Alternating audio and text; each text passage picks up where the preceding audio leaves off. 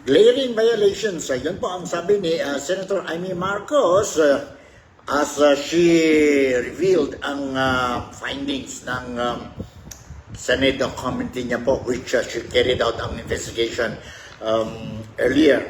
And nandito po, nag-announce si Senator Amy Marcos ang initial findings ng investigation niya ng Senate Committee of Foreign Affairs po, no? Spearheaded by Senator Amy Marcos. Nandito po ang balita and I'm going to share this with you now. Unang-una, I will read you the story. The story about the findings. Senate panel initial findings. Glaring violations of Duterte's rights in arrest. Ito po. Ito po ang sabi ni Senate Committee Chairman of Committee on Foreign Affairs, si Senator Amy Marcos. According to the news po, si Senate Foreign Relations Committee Chairman Amy Marcos released today or Thursday the preliminary findings of the panel's investigation into the arrest of former President Rodrigo Roa Duterte. Disclosing the preliminary report at the press conference, Amy said the committee found that there were glaring violations on the rights of Duterte. The constitutional safeguards guaranteeing liberty and due process of law were not observed.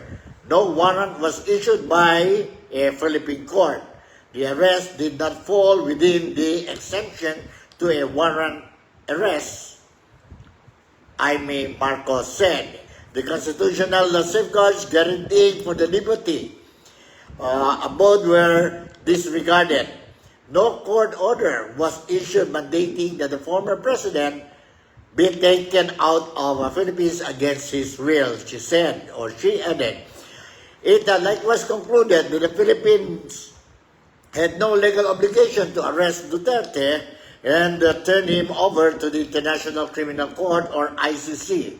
Further, Marcos or Amy found that Duterte was deprived of the right to be visited or have conferences with immediate members when CIDG Chief Nicolas Torre III did not allow Vice President Sara Duterte to visit her father while in Villamor Air Base, which she said is contrary to Republic Act 7438.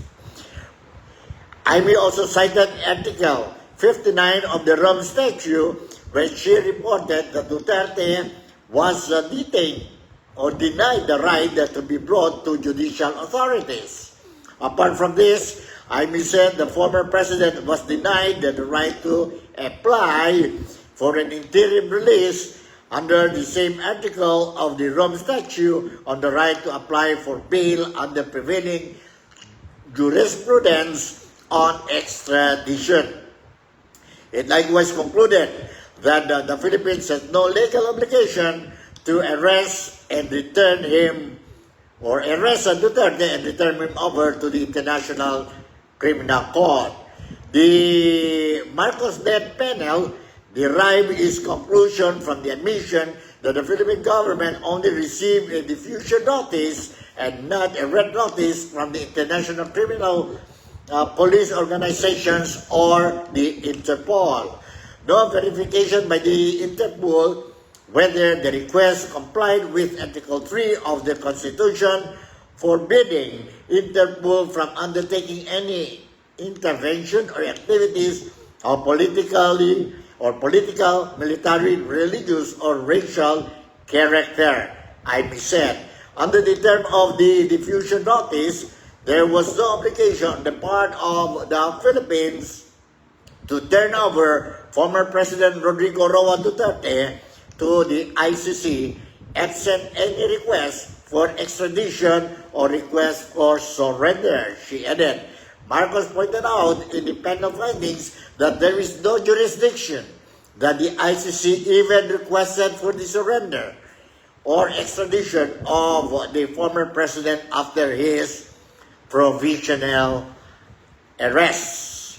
The argument of Secretary of Justice Jesus Crispin Remulla is deeply flawed in as much as international humanitarian law, customary law cannot apply.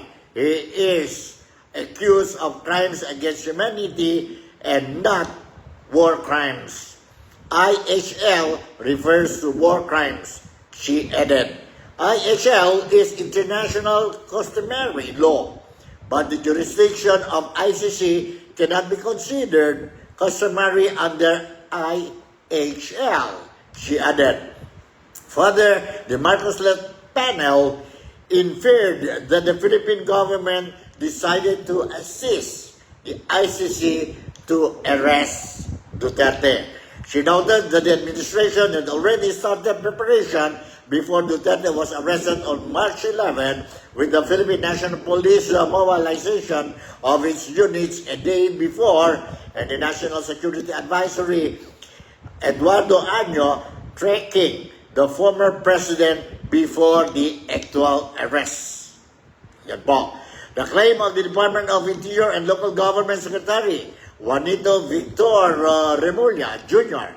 that the supposed group effort was only based on rumors is incredible. This attempt to cover up what was already aired on media and what had already come to pass was indication of a comprehensive plan to arrest the former president already being in place even before the date indicated in the ICC warrant of March 11. Answering question from the media, Amy Marcos said the context of the arrest is clear, which she said or she noted to have coincided with the feud between the group of President Ferdinand Bongbong Marcos Jr. and Vice President Sara Duterte. Yan po ang latest updates meron tayo regarding itong hot issue po dyan sa Pilipinas about the arrest of Tatay Digong, who Tatay Digong now under the custody of the ICC. Under the custody of ICC. Now let's listen. I will share with you po. I will share with you itong footage of Senator Amy Marcos wherein she revealed three reasons of three findings of her Committee po on Foreign Affairs po regarding the arrest of Tatay Digong. Nandito po. Let's listen to this po and kayo na po, bahala maghusga. Nandito po. Let's listen. This is the timeline and we're happy to share it with you. In the meantime, I'd like to read the preliminary findings following last week's investigation and public hearing. Number one, the Philippines had no legal obligation to arrest former President Rodrigo Roa Duterte and turn him over to the International Criminal Court. What was received was only a diffusion notice, not verified or approved by the Interpol Secretariat. No verification by the Interpol whether the request complied with Article 3 of their Constitution, forbidding Interpol from undertaking any intervention or activities of a political, military, religious, or racial character. Under the terms of the diffusion notice, there was no obligation on the part of the Philippines to turn over former President Rodrigo Roa Duterte to the ICC, absent any request for extradition or request for surrender. Under Article 92 of the Rome Statute, a provisional arrest is followed by a request for surrender. There is also no indication that the ICC even requested for the surrender of former president after his provisional arrest. There is likewise no indication that the ICC requested extradition after the arrest. Finally, the argument of Secretary of Justice Remulla is deeply flawed, inasmuch as international humanitarian law, customary law, cannot apply. He is accused of crimes against humanity, not war crimes. IHL refers to war crimes. Procedural administrative matters such as court processes, do not become part of customary international law. IHL is international customary law, but the jurisdiction of ICC cannot be considered customary under IHL. The second finding, the Philippine government decided to assist the ICC to arrest the former president. The administration already started preparations prior to March 11. The PNP mobilized units on March 10. The National Security Advisor, Anyo, was already tracking the former president's camp before the arrest. Even before the ICC prosecutor applied for a warrant of arrest, there was already statements by key executive officials that the administration will cooperate if the ICC courses the request through Interpol to arrest the former president. Finally, the claim of the Department of Interior and Local Government Secretary John Vic Remulla that the supposed group effort was only based on rumor is incredible. This attempt to cover up what was already aired on media and what had already come to pass was an indication of a comprehensive plan to arrest the former president already being in place even before the date indicated in the ICC warrant of March 11. Finally, my third preliminary finding was that there were glaring violations of the rights of the former president. The constitutional safeguards guaranteeing liberty and due process of law were not observed. No warrant was issued by a Philippine court. The arrest did not fall within the exceptions of a warrantless arrest. Meanwhile, General Torre invoked 125 article of the revised penal code only applying to warrantless arrest. The constitutional safeguards for the right to liberty of abode were also disregarded. No court order was issued mandating that the former president be taken out of the Philippines against his will.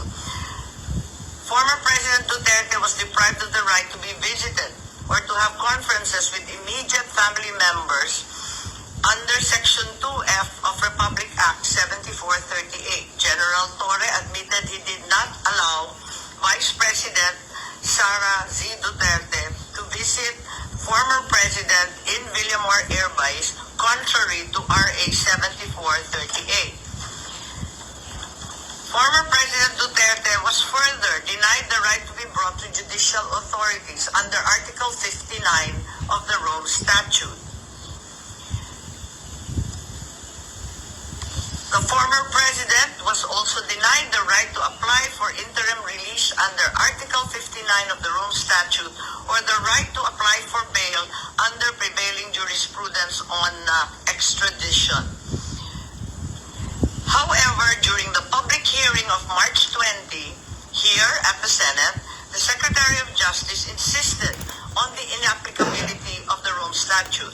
But a DOJ certification signed by Prosecutor General Richard Fadulyon stated very clearly that the DOJ made the following determinations. As competent authority of the custodial state, the arrest issued complies with Article 59 of the Rome Statute. To recall, DOJ spokesperson Clavano released a statement last March 13 saying, ang naging role namin ay competent judicial authority.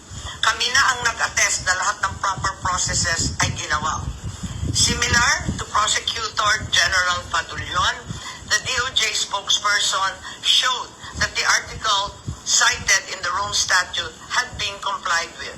Therefore, it's apparent that the DOJ first tried to convince the public that the requirements under Article 59 of the Rome Statute were complied with, and then later on, when such stance became untenable, decided to ditch Article 59 and the Rome Statute altogether and pursued another theory, extrajudicial rendition, and invoked RA 9851, particularly Article 17. Yun lang po. So, those are...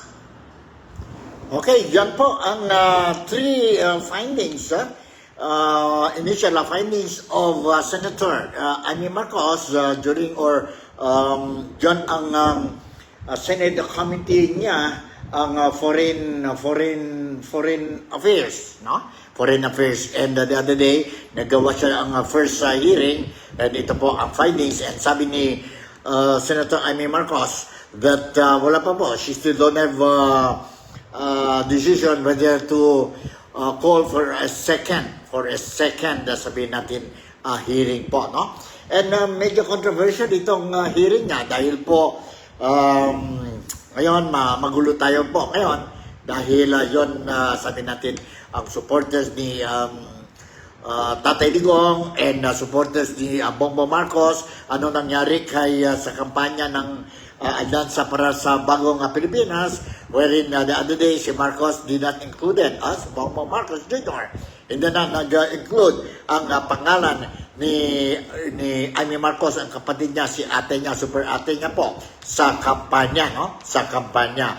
In other words, wala na pa sa 12 candidates ng Alyansa para sa Bagong Pilipinas ang pangalan ni Amy Marcos, who is also aspiring for return to the Senate. So, re-electionist ito si Amy Marcos po. And sabi naman ni Amy, or Senator Amy, noon pa po, she already decided to be independent candidate. So ngayon, tuloy na po, umalis na siya dyan pa sa Alyansa para sa Bagong Pilipinas. And of course, nandyan na po siya as a real independent candidate. And we don't know, with all this maneuvering of Senator Amy Marcos, baka she will be able to get some sympathy coming from the group of the Dutertes po, no? Group of Dutertes. So, let's see po. Let's see what will happen during the May 12 scheduled midterm election. Now, shout out muna tayo kay Mary Lou Pentujo. Thank you very much for watching itong programa natin, Nick Talk, The Real Talk with Nico. Today is March 27 na po, Thursday, and tomorrow is Friday. And what is the significant tomorrow? The significant tomorrow po sa mga supporters ni Duterte, no? For those who believe kay Tatay Digong, kay Inday Sara Duterte, for those who believe ang mga siblings ng Duterte, for those who believe that the leadership of Dutertes are good for the Filipino, for all the Filipinos, and for the other supporters of Duterte. Now, the significant tomorrow is that former President Rodrigo Roa Duterte will be celebrating his 80th birthday tomorrow po. Hindi sa Pilipinas dahil nandyan po siya sa Netherlands under the custody of the International Criminal Court. But anyway, maingay na po ang mga tao tungkol sa birthday ni Tatay Digong, and both in the Philippines as well as outside the Philippines, ang mga Filipinos will be carrying out or organizing programs on behalf of ito na po, ang birthday. Birthday, to celebrate the birthday of Tatay Digong. And sino po? Sino po ang nasa ang new visitors dyan po kay Tatay Digong dyan sa Netherlands po? Sino ang bagong bisita? Ang bagong bisita doon po, yesterday, they arrived, is no other than the daughter, the youngest daughter of Tatay Digong, si Veronica, or fondly called by many as Kitty, as well as ang nanay niya po, si Hanilet, no? Si Hanilet. Alright, si Madam Hanilet. Nandyan na po, dumating na sila po dyan sa Netherlands, and definitely by tomorrow, during the birthday of Tatay Digong, they will be physically meeting si Tatay Digong after how many weeks na po since he was pulled out from the country, Philippines, and brought to Netherlands.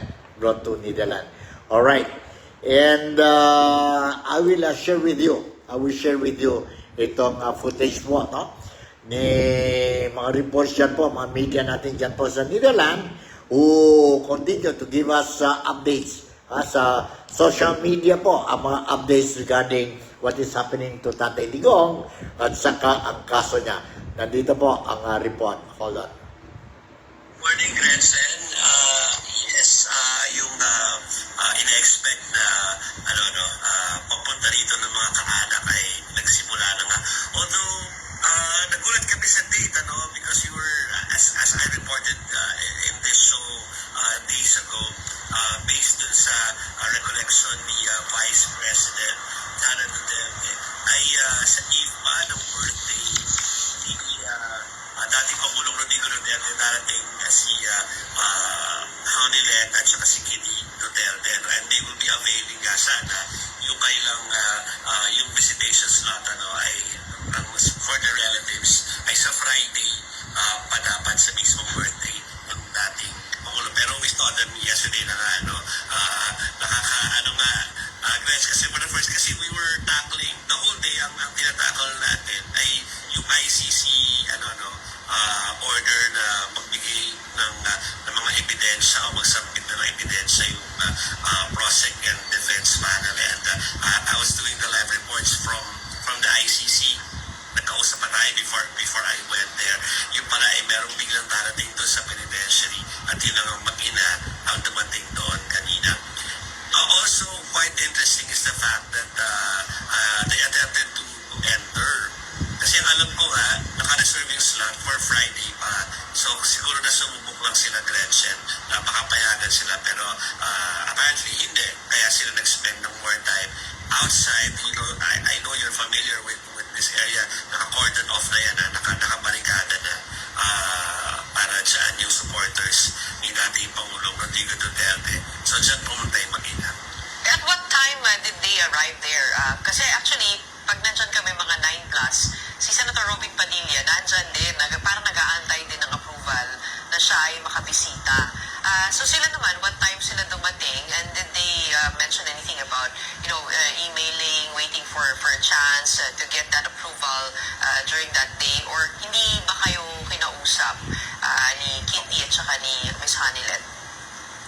Dumating sila right after lang ng frontline Pilipinas. So, mga tanghaling Gretchen. They didn't talk to the media. May conscious effort or decision yun nung dalawa na hindi makipagsa sa media. Pero napag-alaman nga ng mga fellow reporters natin dito na pumasok pa doon to inquire about the possibility. Pero yun na, alam natin na meron pati email yan, para may prior scheduling. So, hindi rin sila nakapunta. So, nag-spend na lang sila ng time dyan sa labas. So, siguro mga more than an hour sila na nag-spend ng time sa area needed for the supporters. Kita mo, Gretchen, may barricade na. Alright, yan po ang arrival ni Madam Hanilet at saka ang anak nila si Veronica or si Kitty po. And obviously, nakita ko sa mga social media posting na they did not talk to the media, especially sa GMA reporter si Maris Umali po, who was trying to get a word or two from them.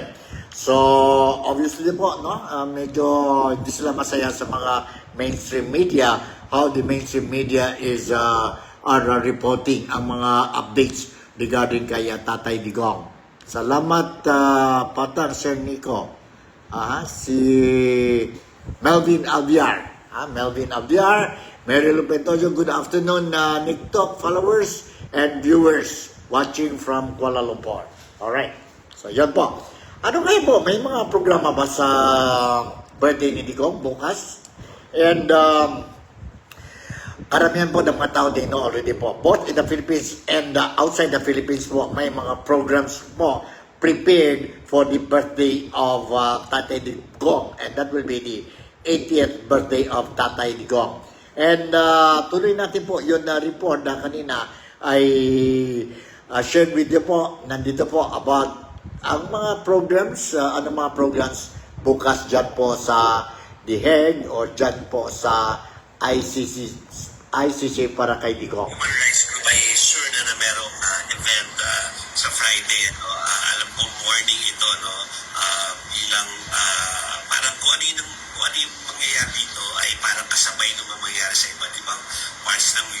ng kanilang kinalampag na magkaroon ng ganitong surprise parang protest rally or to show yung kanilang suporta sa anti-Duterte sentiment. So sure na yun, we'll be covering that also. Tapos dito tayo mahati, Gretchen, kasi sinusulong talaga ng Vice Presidente yung picnic sa park. Pero at the same time, alam natin na kailangan bantayan ng penitentiary dahil alam natin na nakaschedule at allowed na pumasok yung family. At least yung 2 bagong dating na sila inilista for that day. So, parang dalawa yung aapangan mo. Medyo malayo yung park versus at saka yung penitentiary. Okay, yun po ang updates mo tungkol sa birthday ni Tatay Digong po tomorrow. May nagtanong sa akin dito po sa comment section natin po, Sir, bakit date ka ngayon? Yeah, medyo busy tayo kanina po dahil we have to do some very important things dito po sa Kuala Lumpur. And hindi tayo naka-vlog kaninang umaga. Alam na ninyo po, may ang traffic dyan dito sa Kuala Lumpur medyo tight, no? Tight po. And that's the reason why ngayon lang po I saw parang free na tayo. So I decided to immediately do the vlogging itong program natin. And I was also watching some mga updates talaga po regarding ang political activities dyan sa Pilipinas, regarding ang sitwasyon ni Tatay Digong and other developments po regarding itong very controversial and very hot issue po dyan sa Pilipinas about Tatay Digong, about Marcoses and ang mga kandidato natin po for the midterm election scheduled on May 12, May 12 this year. Now, okay, apart from birthday of Tatay Digong, may mga programs, birthday parties dyan sa Pilipinas, at saka iba-ibang parte sa mundo po. Ang mga Filipino communities will be doing this to celebrate the birthday, 80th birthday of Tatay Digong. Na ang dalawang lawmakers natin po, ang former senator, si Senator Gringo Honasan at saka si Congressman Dante Marcoleta, who is now aspiring to be a senator come midterm election. Now, they will continue to do the signature campaign po because they will be filing a petition dyan sa ICC po for the release of Tatay Digong. And yan po, during the birthday of Tatay Digong, dyan po sa Manila, they are going to do the signature campaign po, signature campaign. So, they are calling all the supporters, all the Filipino communities, or Filipinos dyan po sa Pilipinas and abroad, no? They can, through online, they can also participate, sign, or give their signature po itong sa signature campaign, sa signature campaign. They are hoping to get, although wala silang target, but they are hoping to get a big number of signatures by the millions po. Kaya nga po, let us support itong signature campaign. Kung may time kayo po and you believe na this is one way of showing gratitude to Tatay Digong, why not po? Participate kayo po sa signature campaign. Hold on po. Let me share with you itong footage po. Senatorial candidates Gringo Honasan, Representative Rodante Marcoleta, and other former military officials have initiated a signature campaign urging the return of former President Duterte from The Hague. Honasan said a desk will be set up at Liwasang Bonifacio for those who wish to sign. He added that signatures will also be collected online for overseas supporters who want to sign the petition. The initiative aims to file a petition before the International Criminal Court through a People's Initiative. The former senator emphasized that there is no specific target for the number of signatures, and the petition will be submitted as soon as possible. Now to tell us more about his insights about the story and more issues, we have political analyst Earl Pareño joining us on Morning Matters today. He also wrote former President Duterte's biography, Beyond Will and Power. I'm interested to know where his mind is amidst all the political happenings. Welcome to the show. Thank you. Okay, first of all, I mean, with everything that's been... Alright, yun po. Maganda din yan po ang interview kay Earl, no? Let's continue with that interview po. Let's listen. Continue tayo po itong interview. Let's listen to this. Kwento ni Digong, nagpatuloy lang. Maski doon sa libro, controversial figure na siya. And he was a controversial figure nung naging presidente siya. And he'll forever be if controversial figure. So, ang ginawa niya sa Davao, malaking controversy na yun eh. The killings, no? How he imposed discipline doon sa city at dinala niya yun dito. So, I was surprised na ganito kalaki ang istorya niya. How did this book come to be? I mean, did you think about it? Did he approach you for it? No, nakausap ko lang siya during the campaign. Hindi pa siya nagde-declare formally na tatakbo siya. Pero yung mga staff niya sinasabi na tatakbo siya. So nakausap ko siya together yung parang isang pamangkin niya, relative niya, yung dati niyang staff sa Davao, then Attorney Levy Baligon. No, we were there. Tapos yung nagkwekwentuhan kami, parang sabi ko iba yung karakter nitong tao na to. Sabi ko, kung mananalo to, isusulat ko yung buhay. Ibig sabihin, sobrang tagal niyo na pong sinusubaybayan yung kanyang buhay bilang isang politiko. Tama po ba? Not really. Siyempre, madalas ako sa Yung Davao. pinakaunang taon, I mean, since what year kayo nagmamasid? When I was with the Manila Times, mga 1994, 95, 96. Matagal-tagal na din. Yes. So, ay, ano pa noon? 1994, Mayor pa siya. mayor. So, actually, mayor pa lang siya. Pero hindi lang naman siya ang ino-observe ko eh. Maraming mga politiko. I was really interested and I was covering politics that time. So, Despite being a controversial figure, have you gotten to the bottom of it? I mean, parang itong love para sa kanya ng mga OFW, kasi galing lang ako doon sa Hague eh. At yun nga, no, may mga nagpupunta doon, mga Pilipino from different parts of Europe, talagang bumiyahe sila. And despite yun nga, no, yung extrajudicial killings, his drug war, brutal drug war, I mean, have you gotten down to the bottom of why he is beloved by so many Filipinos? He is a very popular frontrunner and candidate still. actually, sa tingin ko, it's the overlap ng pamamaraan niya, the method niya to instill discipline sa society at yung desire ng mga tao for peace and order. So there's an overlap.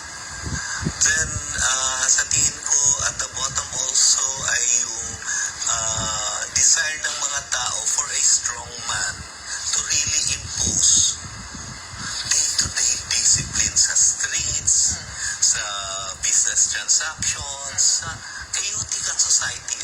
So naghahanap ang tao talaga na paano natin ayusin to.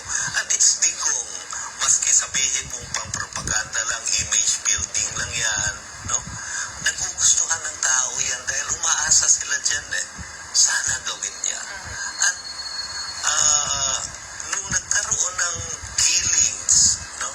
Maraming pumapalakpak na OFW dahil maraming OFW na may mga anak, asawa, na ginagamit lang yung remittances nila para mag-drugs. Yes, totally. I agree with Mr. Earl, also a journalist, also a writer po, no, who is doing a book for Tatay Digong. Totoo yan po, no? a lot of Filipinos love the Tatay Digong dahil what he has done for the Filipinos po. Although may criticism, may mga negative, sabihin natin na criticism, but in totality, I still believe that mga Filipinos, they appreciated what Tatay Digong did. And it is for this reason now that you can see left and right po ang rallies carried out for Tatay Digong. Ang mga gatherings to show to the world, to show to the leaders in the Philippines that they appreciated and showing gratitude to Tatay Digong for what he has done for the past 16 or 6 years when he was the president of the Philippines. And all these people are now showing to the world about their anger, their disappointment for what the present administration in the Philippines now, under the leadership of Bongbong Marcos, did to Tatay Digong. Did to Tatay Digong, it means allowing that he will be arrested and brought to the custody of the International Criminal Court po, dyan sa The Hague or dyan po sa Netherlands. So, ito po, tomorrow, I will make sure that I will be doing this program again. But a little bit late na tayo po dahil I just want to check and monitor talaga ang mga sitwasyon po in the morning, not only in the Philippines, but also in other countries po, because I'm expecting there will be a big gatherings to celebrate the birthday of Tatay Digong. And definitely tomorrow, maybe after Ma'am Hanalet and Katie will visit Tatay Digong in the ICC detention center. Definitely, I know they will be talking to the press, and we want to get that whatever message they want to pass to the supporters of Tatay Digong po. And kumusta ang sitwasyon ni Tatay Digong, because Ma'am Hanalet and Kitty will be scheduled to visit si Tatay Digong tomorrow. So, standby lang kayo po, and I'll make sure that you will be really updated on what is happening both dyan po sa Pilipinas at saka dyan po sa ICC or dyan po sa Netherlands. So with this, siguro, once again, I would like to say thank you very much for making me a part of your day today. Hope everything is running smoothly sa inyo po on this very beautiful Thursday, no? Thursday, and tomorrow, Friday na naman, March 28 po. Ingat lang kayo, and let's pray for our safety, pray for our health, pray for to all the Filipinos po, and pray to Tatay Digong, and of course, pray for our country. With this, I would like to say thank you very much for making me a part of your day. See you tomorrow, Malaysia, Sabah, the Philippines. God bless us all. I love you, and bye.